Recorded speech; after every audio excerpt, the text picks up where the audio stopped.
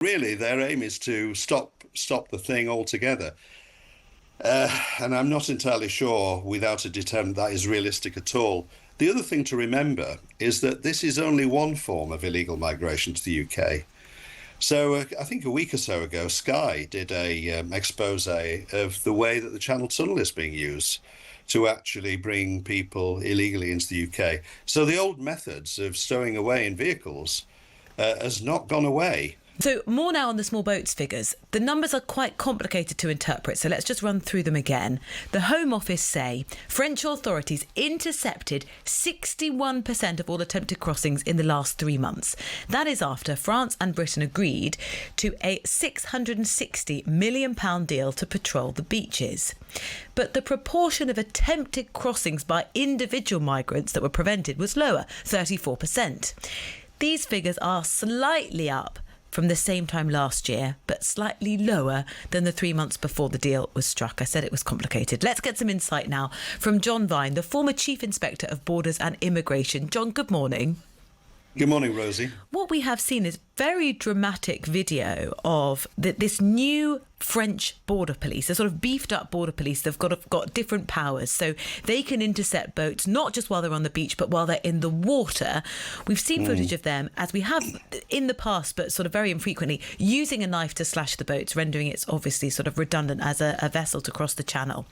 Do you believe this new investment plus this new police force is being effective in the first 3 months?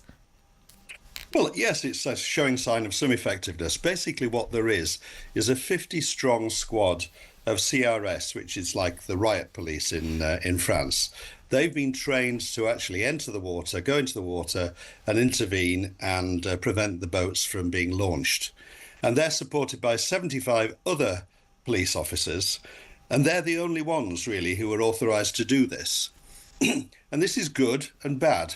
It's good in the sense that there is some action being taken, and I think the government are keen to show that some of the £660 million that's been spent on an agreement with France is actually bearing fruit. And as a former police officer as well, I think, enforcement, as far as it goes, is a good thing. But the bad side is that from time to time, those police officers aren't there when boats are launched on the beach. We saw a couple of weeks ago when Chris Philp was on a beach in France, and basically the police officers who were there who weren't part of this squad were just advising migrants that it was dangerous out there and watching them get into a boat. So yes, what's the answer? Is it to sort of expand that the more superior or the better equipped police officers, it's better to expand that unit? Well, I think that would be a good thing. But of course, remember, 125 officers doesn't go very far on, miles and miles and miles of coastline. And for any particular day, there'll be many of those officers who are day off or on holiday. So it is a small but effective force. And basically what the Home Office is saying is, look, we're getting on top of this. And I think they're doing that in the face of some recent headlines which give people cause for concern. One of those recent headlines was a boat that had, I think, this is from memory, 230 people on this sort of mega dinghy. What we've sort of hinted at, and I wonder if you think this is right, that, enforcement comes down in one area and the people smugglers change tactics in this case, because actually some of their smaller boats or vessels or engines are being seized. They're using much bigger boats. Yes, there are two things happening. First of all, they're using bigger craft and then thereby putting more people at danger than was the case before when, there were only less than 100 people in a boat. Remember, all these boats are completely unsuitable for crossing the channel. And then the other thing that's happening is they're launching their craft from different places. There are more launches from Belgium to avoid what's happening with the French, and further down the French coast, again, which means much longer journeys to get to the UK, much more likelihood of something happening at sea, which is going to result in injury or fatality. Yeah, I mean, what would be your recommendation to the Home Office about, is there something you can imagine that they could try that they haven't yet? Well, there are two things, I think. First of all, the enforcement is good.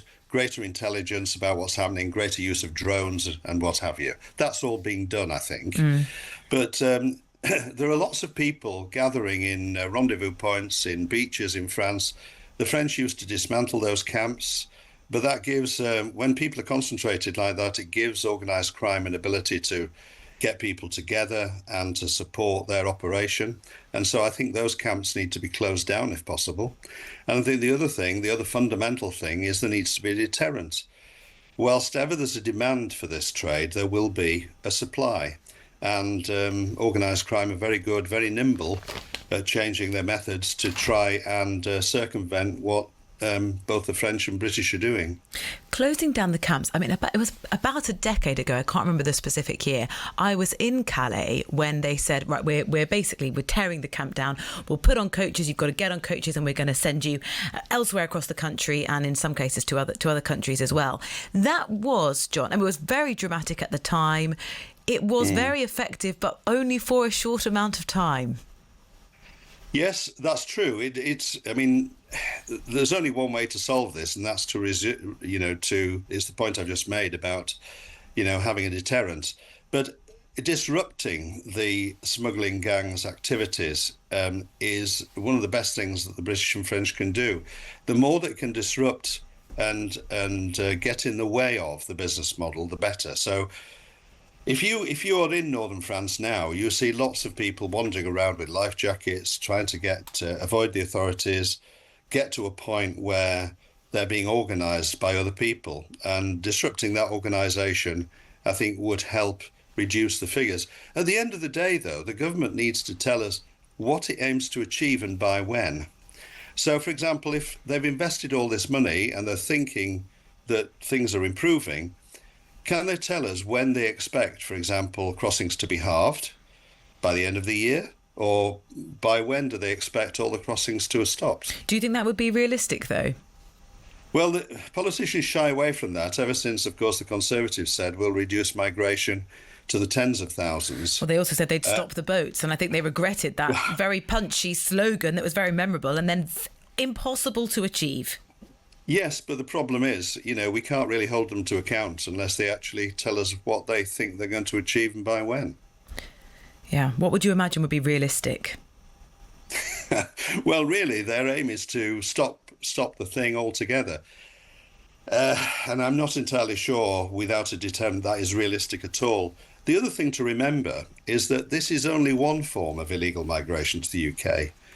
So I think a week or so ago, Sky did a expose of the way that the Channel Tunnel is being used to actually bring people illegally into the UK. So the old methods of stowing away in vehicles has not gone away. Yeah. Of course, we don't know the extent of all that. We only know these figures since the boats were used for this trade.